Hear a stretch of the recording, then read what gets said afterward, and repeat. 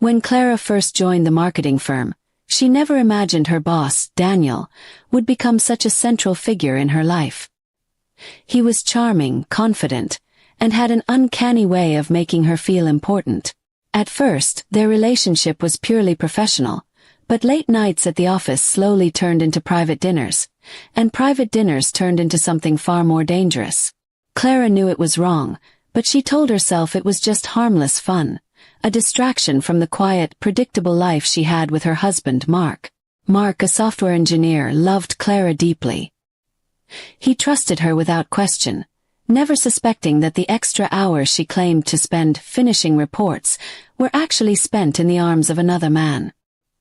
He was the kind of husband who made her coffee in the morning, left sticky notes on the fridge with sweet reminders, and always asked about her day. But lately, Clara noticed the warmth in their marriage fading, or maybe she just stopped looking for it.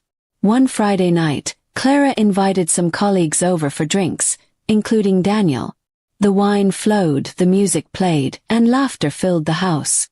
Mark was in the kitchen, topping up glasses, when he overheard a conversation he was never meant to hear.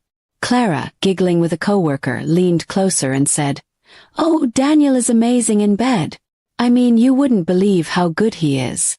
Her words hung in the air like a dagger. Mark froze. For a moment, he wondered if he had misheard, but the tone in Clara's voice told him everything. His hands shook as he placed the bottle down. He didn't confront her right there. Instead, he plastered on a fake smile and continued hosting as if nothing had happened.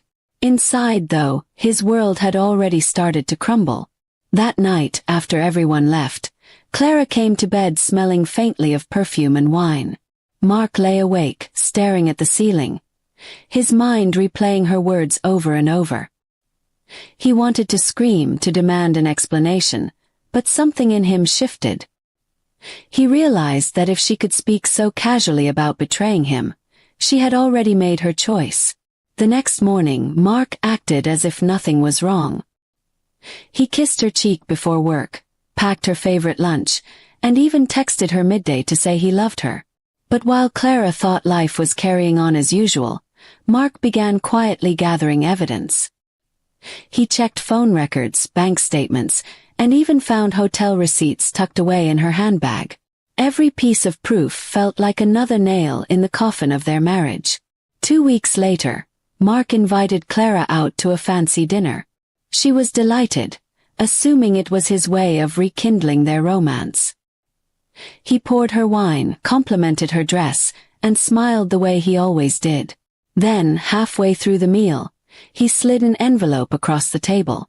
Inside were photographs, receipts, and a printout of the text messages between her and Daniel. Clara's face drained of color. She tried to speak, but Mark held up a hand. "I heard you that night," he said quietly. "I heard every word. And I realized something. I deserve better." His voice was calm, almost too calm, as if all the anger had already burned away, leaving only cold resolve. She began to cry, apologizing, swearing it meant nothing. But Mark had already made up his mind. "You didn't just cheat on me," he said. "You humiliated me. You threw away everything we had for a fling with your boss."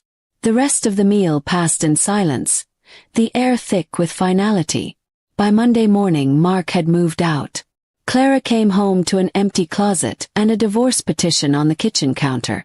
Alongside it was a note that read, "I hope he's worth it." The simplicity of the message hurt her more than any argument could have. At first, she tried to convince Daniel to take their relationship seriously. But Daniel, ever the charmer, had no interest in a committed relationship. He started pulling away, making excuses, and eventually stopped answering her calls altogether. Clara realized too late that she had been nothing more than a temporary distraction to him. Months passed, and Clara's once vibrant life began to dull. Her friends avoided her, whispers followed her at work, and the tension with Daniel made the office unbearable. Eventually, she quit the job that had once been her escape, finding herself alone in a small apartment, staring at the ruins of her choices. Mark, on the other hand, rebuilt his life slowly but surely. He reconnected with old friends, started traveling, and eventually met someone new. Someone who valued loyalty as much as he did. He never looked back, carrying the painful lesson as a reminder of what he would never tolerate again. As for Clara, she often lay awake at night replaying that one careless sentence, the one that cost her everything. She had no idea her husband had heard it, and by the time she realized the damage it caused, it was far too late to take it back. Some mistakes you can fix. Others, you have to live with forever.